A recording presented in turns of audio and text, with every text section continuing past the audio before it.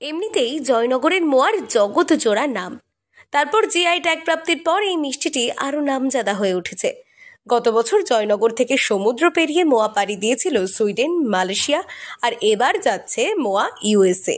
শীত জমাট বাদতেই কনকচুর ধানে মিষ্টি গন্ধ ধরেছে, নলেন গুড়ের স্বাদ বেড়ে প্রায় দেবভোগ্য।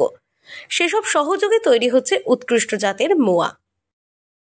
শীত পড়ার সঙ্গে সঙ্গে মানুষের সব থেকে প্রিয় যে খাবার সেটা হচ্ছে জয়নগরের মোয়া। সেই জয়নগরের মোয়াও শুরু হয়ে গেছে এবং আগের বছর আমরা যে পরিমাণে এক্সপোর্ট করেছিলাম, এবছরও জাস্ট শুরু হয়েছে এক্সপোর্টের কাজটা।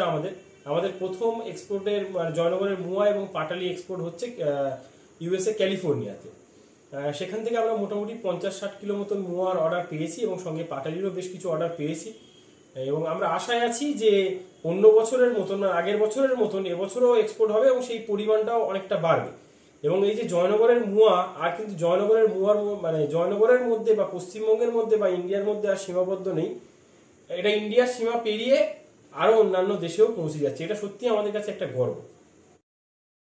তাতে পড়ে খোয়া ক্ষীর, ভালো ঘি। এখন বিদেশ থেকে অর্ডার আসা শুরু হয়ে গিয়েছে।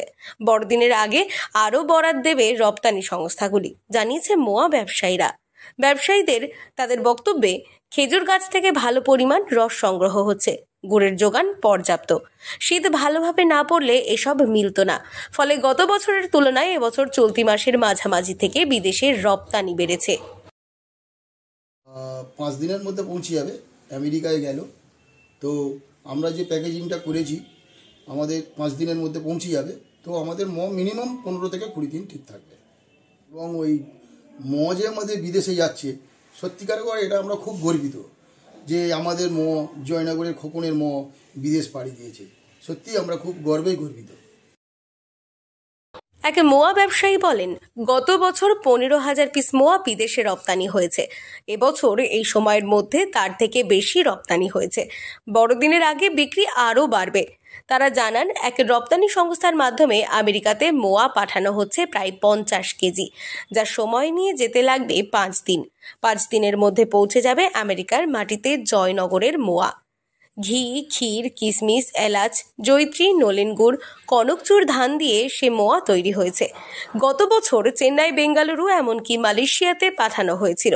তবে জয়নগরের ব্যবসায়ীদের বক্তব্যে মোয়া হাব যত তাড়াতাড়ি চালু হবে, তাতে প্যাকেজিং মেশিন থাকলে রপ্তানির পরিমাণ আরও বাড়বে। জয়নগরের এলাকা জুড়ে একের পর এক মোয়ার দোকান। এখন গোটা এলাকা দিনভর মোয়ার গন্ধে মোমো করছে। অথচ কিছুদিন আগেও বাজার কেমন যাবে তা নিয়ে প্রবল ধন্দে ছিলেন প্রস্তুতকারীরা। সপ্তাহখানিক আগে কনকনিয়ে শীত পড়তেই খেজুর রসের যোগান বেড়েছে। কনকচুর ধান সুগন্ধি ছড়াতে শুরু করেছে, ফলে মুখে হাসি ব্যবসায়ীদের। দক্ষিণ 24 পরগনা থেকে সুমন সাহার রিপোর্ট, লোকাল 18 বাংলা।